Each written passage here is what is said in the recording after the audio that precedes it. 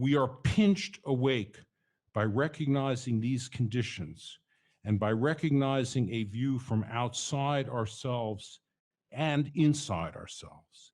Indeed, it is this torquing of outside and inside that marks language's semiotic play.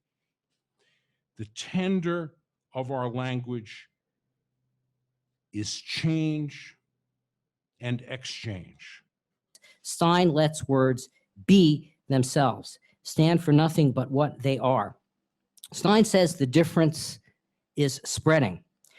On the one hand, this suggests the difference is proliferating. On the other hand, it suggests a way to see signifier and signified fused or melted onto one plane when we spread words instead of using words in a system of pointing.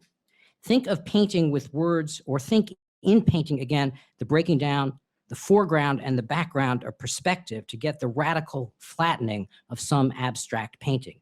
That is, all surface, no depth. So, says Stein, this approach is not random or chaotic or meaningless because it doesn't point or doesn't use resemblance, not unordered in not resembling. Not unordered, but rather ordered differently. The poem then might be seen as a carafe, a transparent glass container, one view of what language is. That is a blind glass, one that you don't see through because it is filled with something dark. So it takes possession of itself.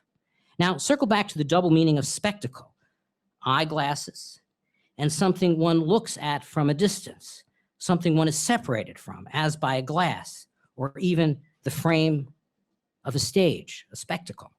But imagine if we could melt the difference between us and a world we look at as spectacle. Imagine if we could avert looking at our words as glasses that project distance, that separate us from the world.